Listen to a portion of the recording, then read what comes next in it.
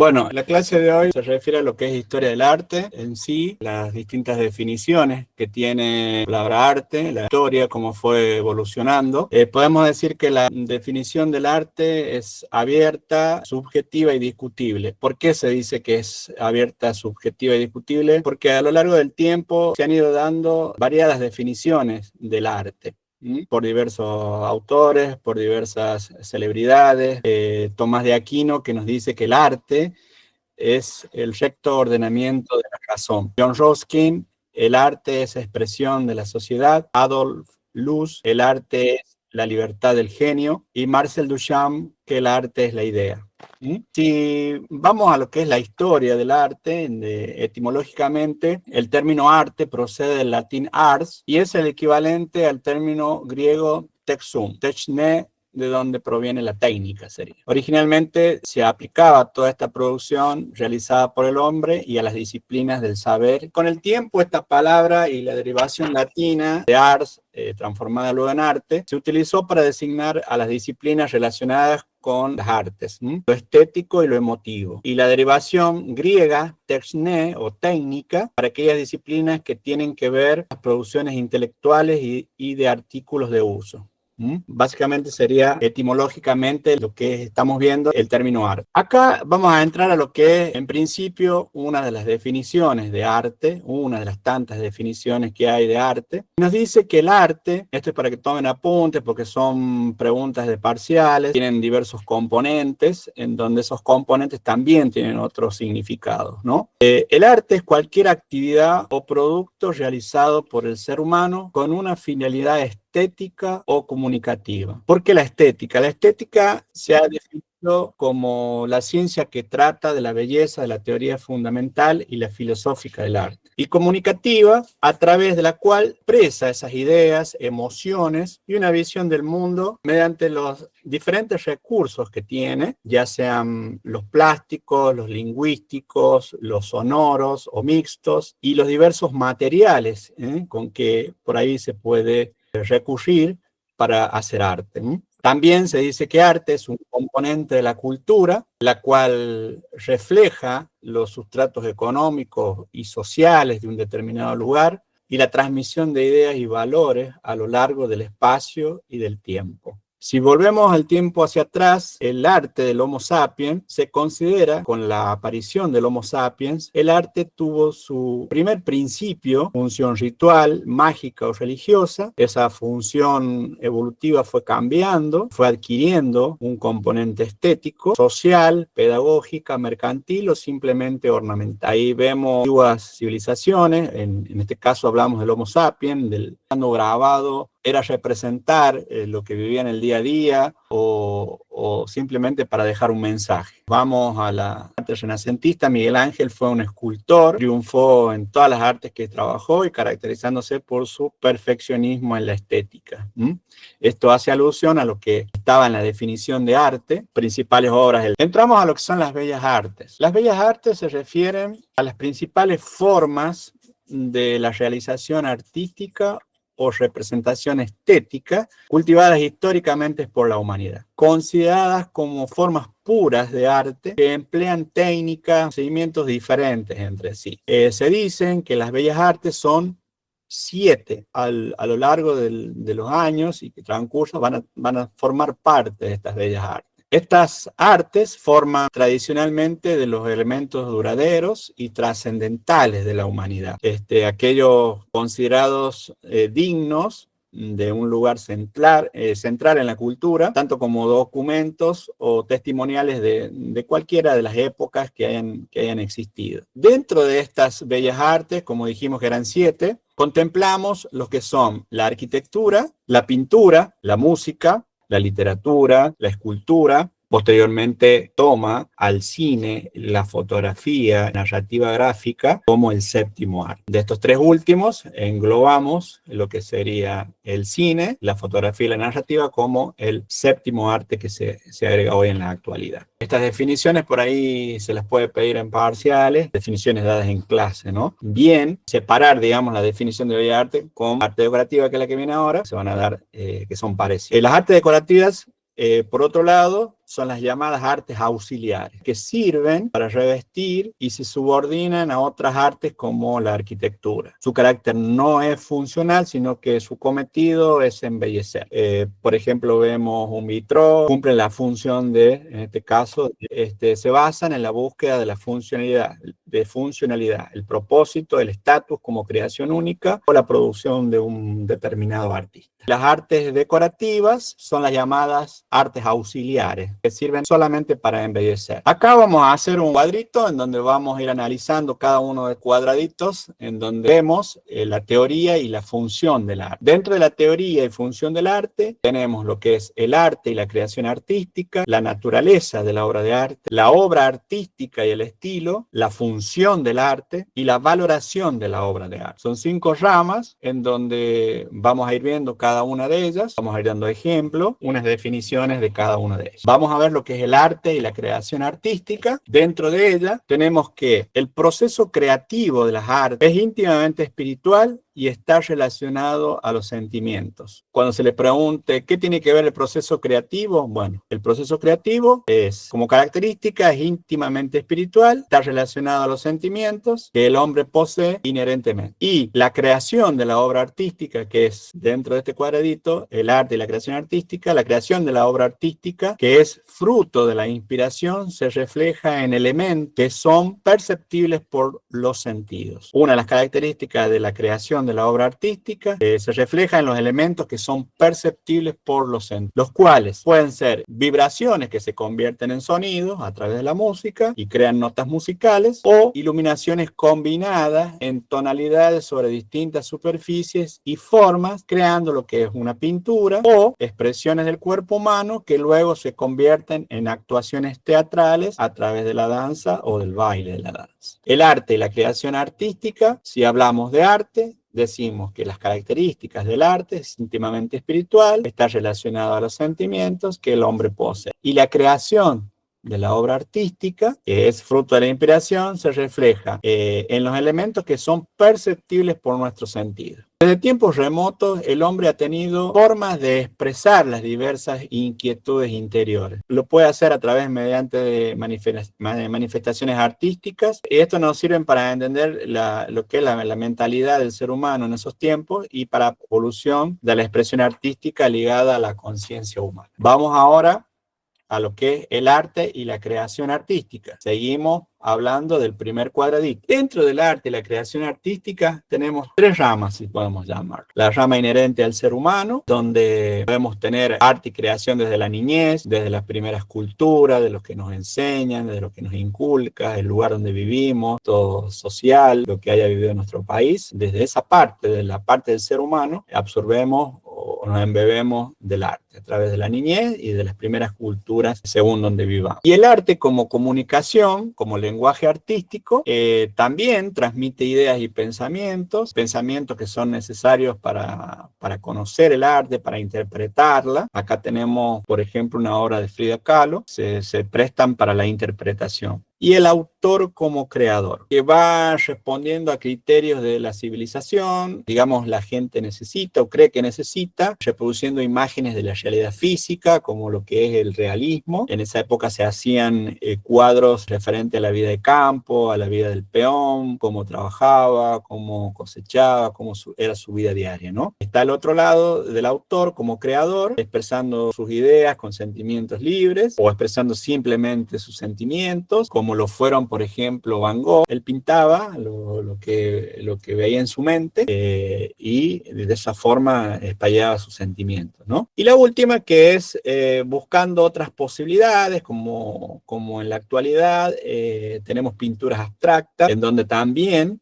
se puede dibujar algo y debe ser interpretado. Si volvemos al análisis, tenemos el primer cuadrito, que es el arte y la creación artística, de las cuales se desprende el proceso creativo y la creación de la obra artística, en la cual podemos dividirla en 3 partes: la parte inherente al ser humano, el arte como comunicación, lenguaje artístico, y el autor como creador. Un examen, por ejemplo, que es esta definición y la creación artística, y dependiendo desde la vista o de la rama que se les pregunte, ustedes van a tener que responder. La naturaleza de la obra de arte. es el segundo cuadrado que se ve, es lo que estamos viendo ahora. Vamos a ver los factores que influyen en el autor y en la obra de arte. Estos factores pueden ser la personalidad del genio o del artista, la sociedad del momento o los conocimientos técnicos de la época. Dentro de la personalidad del genio del artista, como ejemplo, podemos analizar qué podemos ver. A ver qué es lo que ven ustedes en esa. Puede ser que se esté como ahogando. ¿Y qué es lo que está en la rama ahí, por ejemplo? Una bandera. Se ve como una bandera, como el efecto de una máscara también. De ficción, es Wolverine. ¿Cómo? Hizo como una interpretación ahí. Ajá, eso es lo que se interpreta, no sé si se puede interpretar. Eso es basado a la personalidad del genio artista, ¿no? Estamos en este caso analizando a Salvador Dalí y una de sus obras. La sociedad del momento, por ejemplo, las ideas y gustos de la época, los acontecimientos históricos, quedó plasmado en una obra. Por ejemplo, Goya dejó plasmado los fusilamientos del 3 de mayo, que fue gente que supuestamente se sublevó a los pensamientos de la época. Los conocimientos técnicos de la época también dependen del tipo de materiales que se usen, ya sean pinturas o papeles o telas, hacen que la naturaleza de la obra de arte tenga determinados materiales en una época y otros materiales en otras épocas. Y estos factores influyen en el autor y en la obra de arte que hagan. Los factores que van a influir dentro de lo que es la naturaleza de la obra de arte se dividen según la personalidad del artista, en la época, en la sociedad del momento y en los conocimientos técnicos que haya habido en la época. Ahora vamos a la obra artística y al estilo, que viene a ser el tercer cuadrado de la teoría y función de la obra artística y el estilo. Dentro de la obra artística y el estilo tenemos las características comunes que se repiten en una determinada época. Si vamos al estilo y la evolución de la forma, nos ponemos a comparar distintas esculturas que han habido en la época arcaica proto, Escurós, la fase clásica, Coblo de Mirón, la fase manierista, Apolo sauróctono de Praxiteles, y la fase barroco, que es un poco más cargada, Laoconte y sus hijos. Vemos que si bien está dentro de lo que es la escultura, vemos que en las distintas épocas han sido usadas con distintas características que se pueden repetir o no en una determinada época. Las fases de la evolución que han ido evolucionando al estilo artístico, pasando a lo que es la fase arcaizante, que es una escultura romana, y la fase recurrente, que es la Neo, que es el Napoleón divinizado de Antonio Cano. Dentro de estas características comunes que se van repitiendo, vamos viendo los distintos estilos también de estas esculturas, que vamos a ir estudiándolos en las diferentes estilísticas que vamos a dar en las clases subsiguientes. Y ahí tenemos en este tercer rectángulo las causas de los cambios de estilo. Dentro de estas causas tenemos las innovaciones técnicas, los cambios económicos, los cambios ideológicos, los cambios religiosos, los cambios sociales, los cambios políticos, como por ejemplo podemos ver el cuadro de la crucifixión de Jesús en distintas épocas, distintas tonalidades, distintos materiales, distintas técnicas, y cada una representa lo mismo, que es la crucifixión. La crucifixión del Museo Diocesano de Jaca, por ejemplo, con sus materiales medios verdosos y amarillos. La crucifixión de Ducio, por ejemplo, en un tono rosáceo. La crucifixión de Andrea Mantenga hace lugar a la luz, a la claridad. Y el Cristo amarillo de Paul Gauguin hace un poco medio caricaturesco la crucifixión de Jesús. Sin embargo, representan lo mismo en distintas épocas, con distintas técnicas. Abajo, por ejemplo, la crucifixión de Antonio Saura, que esta obra es para, digamos, estudiarla a fondo, interpretar lo que quiso plasmar el autor en la obra. La Última Cena, por ejemplo, de Leonardo da Vinci, y la última obra del nene sentado a la mesa. En su momento el artista quiso dejar un mensaje con esta obra. Entonces las causas de cambio de estilo se deben principalmente a lo social, pero también los cambios sociales son como la principal causa de estilo, pero también tenemos políticos, religiosos, ideológicos, económicos y las innovaciones técnicas. Función del arte. Estamos en el cuarto cuadradito de la teoría y función del arte. Vamos en sí a lo que es la función del arte. Dentro de la función del arte podemos tener la pintura y la escultura como función mágico-religiosa, como función conmemorativa y como función estética, como función política y como función educativa. Dentro de lo que es en sí la pintura y la escultura, hay muchas obras en donde han quedado plasmados acontecimientos religiosos. Dentro de estas funciones, han quedado plasmadas muchas obras de guerras, han sido acontecimientos históricos que han cambiado ciertos criterios, ciertos estilos también, que las estilísticas se han ido realizando de acuerdo a acontecimientos históricos que han sucedido y han habido cambios de paradigmas y cambios de estilos en la vida de determinada sociedad o determinado país. Ejemplo, por ejemplo, lo que es la caída del muro de Berlín, la Segunda Guerra Mundial, fueron acontecimientos históricos que marcaron un punto, un quiebre, la revolución industrial, por ejemplo. Dentro de lo que son la arquitectura, por ejemplo, tenemos los aspectos técnicos, los aspectos estéticos y la finalidad. Dentro de la arquitectura podemos encontrar la funeraria religiosa, la civil, política, administrativa, la conmemorativa, la lúdica y la militar. Cada uno de estos edificios, monumentos, iglesias que se han realizado a través de la arquitectura nos han dejado un material riquísimo en historia. La otra parte y la última, que es la valoración de la obra de arte, vendría a ser el último de los cuadraditos de esta teoría y función del arte. Dentro de la valoración de la obra de arte podemos encontrar 5 ramas, que es el formalismo, la iconología, iconografía, la sociología del arte, la psicología del arte y el estructuralismo. Dentro del formalismo podemos encontrar el arte a través de las formas, dentro de la iconología y la iconografía, el significado de la obra de arte, es lo que le mencionaba hace rato. Vamos a estudiar una obra de arte, vamos a ver su significado preiconográfico, desde los materiales que se han usado, la técnica que se usó. Iconográfico implica incluir también la parte social, si esa obra fue creada dentro de un ámbito de guerra, si fue creada dentro de un ámbito social especial, que haya habido alguna revolución, por ejemplo, como es muchas obras de arte que hay referidas a eso. Si hay algún cambio cultural en el caso de por ejemplo, las obras de arte del realismo, en donde hubo un cambio muy grande al aparecer la revolución industrial, la apertura de fábricas, y el análisis iconológico hace un análisis más profundo de lo que sería en sí la obra de arte, ya entrando en detalles menores, como es el contexto económico, el contexto social del lugar, del país, de la región donde se realiza la obra, el estado del artista en ese momento, y dentro de lo que es la sociología del arte, la importancia del contexto político, ideológico, lo económico y social, el cultural, mecenas y público, habla de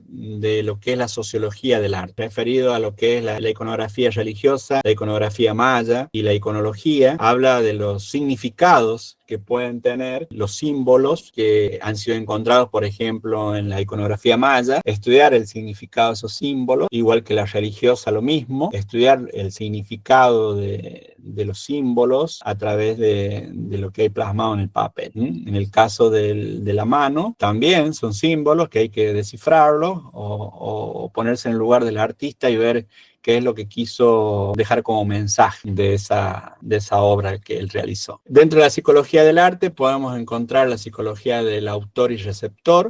Acá podemos ver el autorretrato de la oreja cortada de Van Gogh. Acá nos dice que el psicoanálisis puede hacer comprender ciertos aspectos de la personalidad del artista, el estructuralismo también, el análisis del arte como lenguaje. Entonces, dentro de la valoración de la obra de arte, como resumen, encontramos 5 partes: la valoración de la obra de arte como formalismo, la iconografía y iconología que estudia el significado de la obra de arte, la sociología del arte, que es la importancia que tiene el contexto cuando es realizada una obra de arte, la psicología del arte también, cómo psicológicamente está el autor en el momento de realizar la obra, y el artista, el estructuralismo, que analiza el arte como un lenguaje. Dentro de la evolución del concepto del arte, nosotros vamos a empezar en una línea de tiempo, largando con lo que es la antigüedad clásica greco-romana. Esta primera cultura que reflexionó sobre el arte se considera el arte como una habilidad del ser humano. Esta antigüedad clásica greco-romana habla de esta habilidad en cualquier terreno productivo, siendo un sinónimo de destreza, la antigüedad clásica grecorromana. Para construir un objeto, para comandar un ejército, para convencer al público en un debate, etc.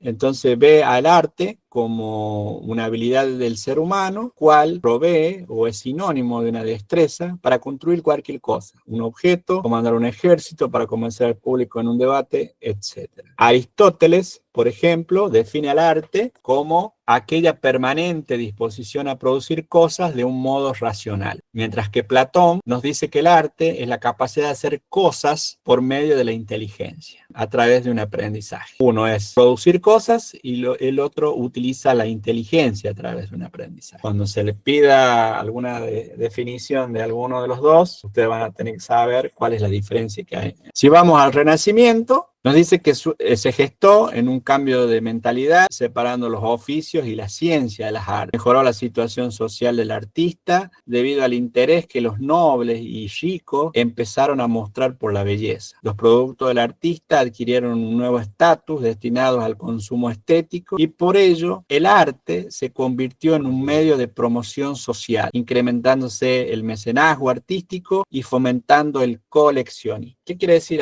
En esta época, recién el artista comenzó a tener un estatus, digamos así por decirlo, de artista. Porque antiguamente el artista era algo que no era bien pago. Bueno, antes el artista no era una persona, digamos, que ganaba mucho dinero por sus obras como es ahora. Pero en el Renacimiento se gesta este cambio de mentalidad en donde separa, digamos, los oficios de la ciencia de las artes. Entonces el artista entra en el social, donde se contacta con nobles, con ricos, que tienen el encargue de determinada obra. Por ende, el artista también adquiere un valor, una personalidad, se ve atraído por el saber y estudia modelos nuevos de la antigüedad clásica, investiga nuevas técnicas, se desarrollan las formas en este caso, de representar la perspectiva, el mundo natural, la anatomía humana, las técnicas de construcción arquitectónica, en las cuales aparece Leonardo da Vinci, que fue un hombre muy inteligente, dedicado al estudio de la anatomía humana, al estudio de la arquitectura, al estudio de la ingeniería. Dominó distintas ramas del saber, junto con Miguel Ángel y Brahman. Dentro de esta evolución del concepto del arte, hemos visto la antigüedad clásica grecorromana y el Renacimiento. Seguimos por lo que es el manierismo, que surge en Italia. Con el manierismo comenzó el arte moderno, ¿no es cierto? Las cosas ya no se representan tal como son, sino tal como las ve el artista. Indistintamente lo que era a través del Renacimiento, que recalcaba todo en el hombre, ¿no? Anteriormente era todo referido a Dios, y este manierismo cambia estos dos pensamientos por cómo ve el artista, ¿no es cierto?, lo que es el arte. Se pasa de la belleza única renacentista basada en la ciencia a las múltiples bellezas del manierismo derivadas de la naturaleza. Apareció en el arte un nuevo componente de imaginación, reflejando tanto lo fantástico y lo grotesco. Esta es una de las características principales del manierismo, ¿no? Lo fantástico y lo grotesco. Se puede percibir en la obra de Bruegel, que fue uno de los primeros pensadores que prefiguró las ideas modernas. Decía que la creación es infinita, que no hay centro ni límites, ni Dios ni el hombre, todo es movimiento, es dinamismo. Para Bruno hay tantas artes como artistas, introduce la idea de la originalidad del artista. El arte no tiene normas, no se aprende, sino que viene de la inspiración.